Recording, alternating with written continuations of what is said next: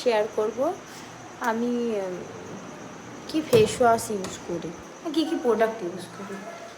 তো ব্যাগে যাব, হচ্ছে আমার most favourite product Cetaphil oil cleanser, খুব ভালো, ঠিক আছে। আর এদিকে আর একটা প্রোডাক্ট আমি ইউজ করেছি, সেটা হচ্ছে ফরেস্ট এসেনশিয়াল, জানি না দেখাতে পারলাম কি না, এটাও খুব ভালো।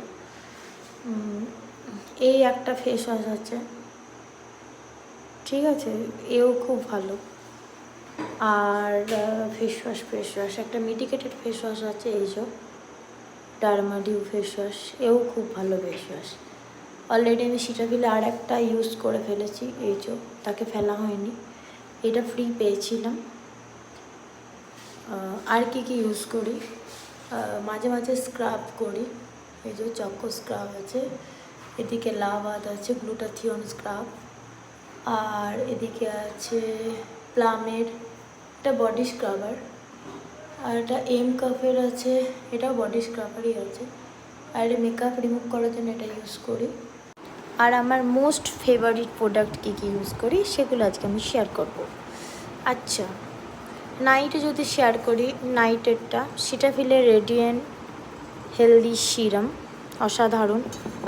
তারপর আমি মাখি হচ্ছে এই যে সিটাফিল ময়শ্চারাইজার, ঠিক আছে। আর ও মাই গড, আওয়াজ হয়ে গেছে, ভুলে গেছি। আর আমি মাখি হচ্ছে নাইটে রেটিনল আই ক্রিম, অসাধারণ কাজ, যারা ইউজ করে তারা জানে, ঠিক আছে। এটা ডিও আছে। আর উইন্টারে এই সিটাফিলের এই ময়শ্চারাইজারটা ইউজ করেছি, কারণ উইন্টারে কি হয়, উইন্টারে ড্রাইনেসটা বেশি চলে আসে, তখন আমি এটা ইউজ করেছি। এখনও কিছুটা আছে প্রোডাক্ট, আমি খুলে দেখিয়ে দিতে পারি।